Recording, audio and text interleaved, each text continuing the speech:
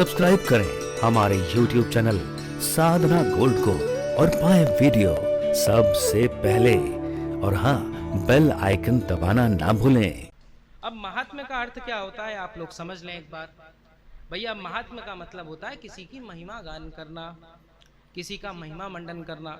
जैसे आपने कभी सुना होगा कोई बड़े महामंडलेश्वर आ जाएं तो कहा जाता है अनंत श्री विभूषित समलंकृत श्री श्री 108 जी महाराज पधार रहे हैं। तो ये क्या हो रहा है, उनका महिमा मंडन करा जा रहा है। अब महिमा मंडन क्यों आवश्यक है? महिमा मंडन इसलिए आवश्यक है, जब तक महिमा पता ही ना होगी तब तक हम सम्मान कर ही नहीं सकते। जब तक हमें किसी वस्तु की महिमा नहीं पता तब तक हम उसका मोल नहीं समझेंगे। अब जैसे एक ऐसा ही अनपढ़ बेचारा किसान आदमी था, अब वो रास्ते में जा रहा, उसको एक मोती मिल गया। अब वो क्या जाने मोती क्या होता, उसने तो सोचा ये धान का दाना है। उसने सोचा कि ये धान का दाना है, तो वो धान का दाना समझ के उसको यूं ही फेंक के चला गया। और वही मोती किसी जौहरी को मिल गया, वो उसको ले गया और अपनी दुकान में सुंदर एक हार बनाया और उसमें सजाया और उसे लाखों का बेच दिया। अंतर बस यही है कि हमें पता नहीं है।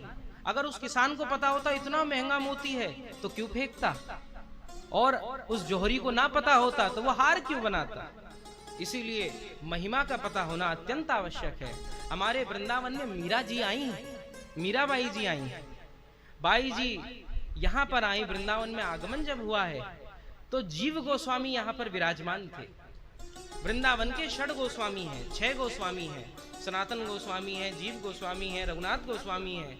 ऐसे श्री चैतन्य महाप्रभु के शिष्य जिनका हरे नाम हरे कृष्ण संकीर्तन पूरे विश्व में विख्यात है, वो चैतन्य महाप्रभु, उनके शिष्य जीव गोस्वामी जी यहाँ पर विराजमान थे। अब जीव गोस्वामी जी कभी भी पर स्त्री नहीं देखते थे, और साधक में वो बताया भी जाता है जब आप साधना करें, सन्यासी हो जाएं, अगर स्त्री साधक है तो पुरुषों को ना देखें और पुरुष साधक है तो स्त्रियों को ना देखें, क्योंकि इससे आपके मन में कुछ गलत भाव उत्पन्न हुआ, क्योंकि आपकी साधना प्रबल है और आपका 1 मिनट में विनाश हो जाएगा।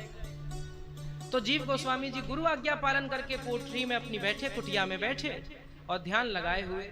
बाहर उनके खूब सारे शिष्य थे और शिष्य परिकर बैठा हुआ। बाई जी आई, मीरा जी आई। अब मीरा जी जैसे ही आई हैं तो उन्होंने बोला कि मैं गोसाई जी के दर्शन करना चाहती हूँ। अब बाई जी की बात सुनी तो शिष्य ने, अब शिष्य क्या जाने मीरा जी कौन है, शिष्य क्या जाने। उसने कहा अरे जीव गोस्वामी जी नहीं मिलते, स्त्रियों से नहीं मिलते, ऐसे कह के फटकार के भगा दिया।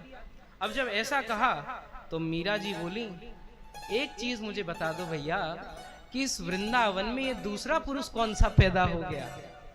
हमें तो यही बताया गया था वृंदावन में तो केवल एक श्री कृष्ण ही पुरुष हैं और बाकी सब स्त्रियां हैं, ये दूसरा पुरुष कहां से हुआ। अब जब शिष्य ने सुनी तो नेक बुद्धि ठनकी, अरे लगता है ये कोई ध्यानी ज्ञानी है।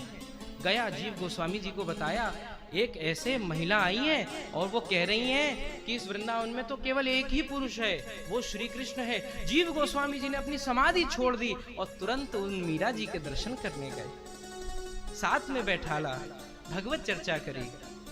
बात इतनी सी ही है कि उस शिष्य को पता होता कि महिमा क्या है मीरा जी की तो भला रोकता क्या। ऐसे ही हमें भागवत की महिमा नहीं पता तो हम भी भागवत को समझ नहीं पाते।